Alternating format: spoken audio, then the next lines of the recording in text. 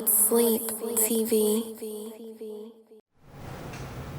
Alright, we got Darwin Moore in here with What's Sleep TV, man. How you doing? I'm doing good, and you, bro? I'm good, bro. I appreciate you for reaching out to me so we can do this. It's kind of something different because you feel me. I've mainly interviewed. I've done one producer, feel me, but mainly rappers. Yeah. But people like know about you in the music scene because a lot of people like they've worked with you in the past and stuff, and you know a lot of people rock your shirts. Yes, sir. And first off, just talk about like who you are and like what you doing right now. Well, basically, I'm just a young entrepreneur, just a young kid, just like everybody else. But I just decided that I wanted to like kind of like pave my own future. So instead of like working for somebody else, I'm always thinking of ways I could work for myself, and then I'm trying to always motivate other people and just be like always be better than what I came from. Okay, you said so you always wanted to be an entrepreneur. Have you ever had a job? Well, I didn't always want to be an entrepreneur. Like when I was younger, like when I was little, I used to want to be like different things. But I realized that I wanted to be an entrepreneur when I got a real job. So I started off working with my uncle, cleaning buildings when I was like 10. It wasn't like, it was just under the table. He was paying me like, if you ever seen ATL, how T.I. was working with his uncle, they was just sweeping floors, cleaning bathrooms, stuff like that.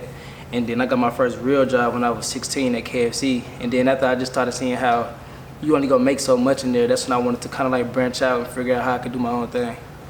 All right. And then, well, so let's bounce back just a little bit. So you worked with your uncle when you was 10. How old are you now? I'm 21 now, Right. fresh 21. I turned 21 in February, so I won't be 22 until like another 6 months. Yeah, you a young nigga, but we the same age. But yeah, I mean, a lot of people, they probably think you older than what you are because of how many people know your name and how long you've been doing entrepreneurial stuff. But talk about like how was it growing up for you, like from a kid to teen to young adult to now? Growing up from a kid, like it was always like just my daddy. He was in the military, so I was actually born in California. My mom was living out there.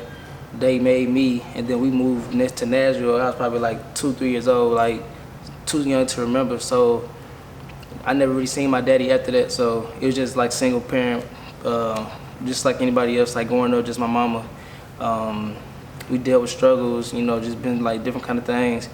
But I mean, I ain't have no just like terrible childhood, but it was kind of hard. But at the same time, it all just made me like into what I am today. What, just like financial things for the most part? It's just like have my mom just like she doing everything by herself. So and you seeing her sometimes just dealing with what she dealing with, you know, it's just like I couldn't just like it just. I mean, she always made sure I did what I was supposed to do. Like she was hard on me. I used to get whoopings at school, just like all kind of stuff. But just being at home, daddy not there, mama trying to take care of business. It's just like you see different stuff that most kids probably don't see. Like. And then it's just like, you look at everything different, like, so it's just typical struggles. Like, it's just like you got to think about so different situations. Like, say for instance, you want to play sports, like, it might be harder for my mama to fund that versus somebody else's family because, you know, like she already tight on what she got going on. So it's just like, if say for instance, I want to go to a certain school, somebody else might have like my man and daddy, they flexible, take them back and forth to school. But for me, I had to like walk, catch city bus, little stuff like that. Like it's just differences in different situations. So it's just like everything wasn't easy. It was kind of harder, but we still made it happen. Word. So, and the first thing you got into, I can't remember if it was photography or I think it was photography first, right? Yeah. So basically, I was this when I was still working at KFC, and I was just like I was thinking like, man. Like when I first got the job at KFC, I thought it was cool because I never seen that kind of money just come in directly every 2 weeks. I was like, yeah, like I'm getting some money now. Because the reason I even wanted the job was because I wanted a car. So I told myself when I turned 16, I was like, man, I'm gonna save every check. Like, because at first, like people who went to school with me, they know like they tell like, man, dog, I always wear the same stuff. Like 9th grade, anybody who go to East, they know this. I used to wear the same pink dolphin shirt like 2-3 times a week, same little Air Max, like. But it was just like, it was the freshest thing I had, so I just kept wearing it because that's all I had that I could wear. Like when everybody had like the iPhone 5Cs, I still had the old iPhone, the little 4, the first one that came out. So when I got my job, I told myself the first thing I was gonna do was I was gonna save my money, and then I was gonna buy me a car, and then after I got a car, I just move how I wanna move. So So after I got my car, it took me like, I forgot how long. It took me wasn't long at all though. Like I bought it for like $1,300. It was a Chrysler Sebring. So I got my first car, and then people seeing like, oh yeah, like he really like he a hard worker, like, cause it's easy to say one thing versus doing it. So I'm just telling everybody, like they laughing, like I'm like I'm for real, like I'm finna get this job, I'm finna do what I gotta do, I'm finna get me a car, and then after I got my car, it's just like I was still getting my own money, but then I still realizing like, okay, this KFC job only gonna give me so much. Like after I started seeing bills, cause I was already paying my phone bill since I was like young, cause I had the job with my uncle. So I used to have little cricket bills, like $50 a month. So I already knew about how to take care of responsibilities. And then once I got a car, you realize you gotta pay for gas, insurance, like you still wanna go out, have fun with your friends. Like I realized like, and I'm the only one doing that like for myself, cause it's like, I realized I need to do something else to generate some more money. So I got into the trying to do photography. It was just an idea. It was like brainstorming, like what can I do to work for myself? And I was like, if I get a camera, it's so much work. If I want to take pictures of whatever, whoever, I want to shoot videos, it's a lot of work out there. So I got into that, and I was just like, just telling my friends like, I'm gonna stack up, buy me a little camera, and I'm finna start doing this and that. And I was like, all right. So as soon as I got my camera, I had brought it to school one day, and I was just taking pictures of my classmates.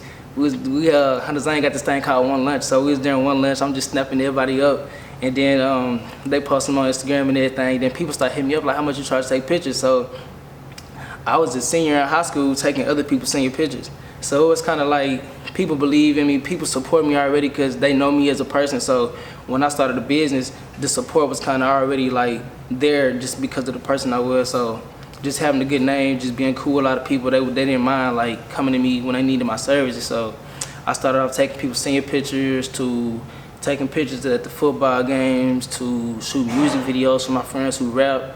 Then I ended up like, to this day, now my resume is bigger. So I work with celebrities, I work with like a little bit of everybody. Like I got called one time to shoot for K. Michelle. She came down here for an event.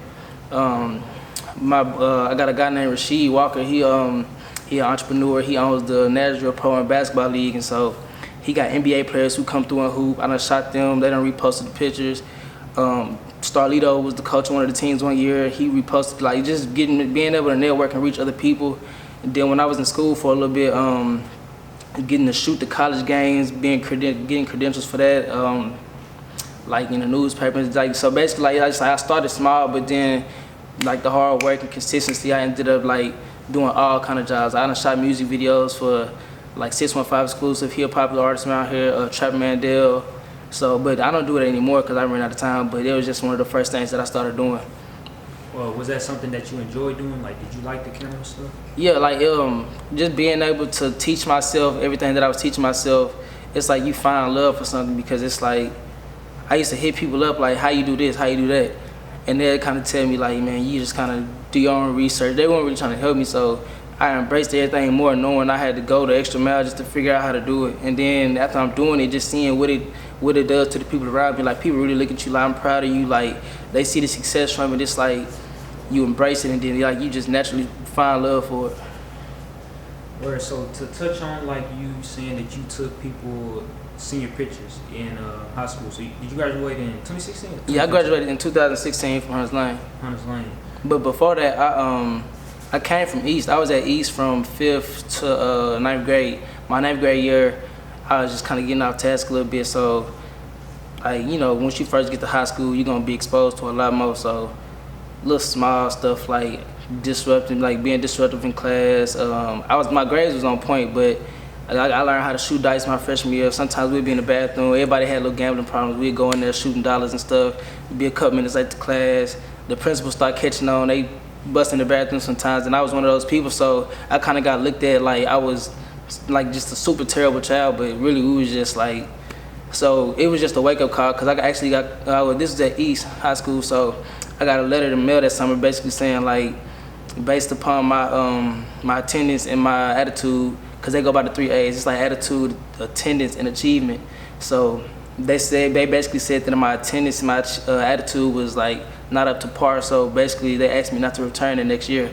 So I could have came back like my 11th grade year, but I just went to Hunters Lane.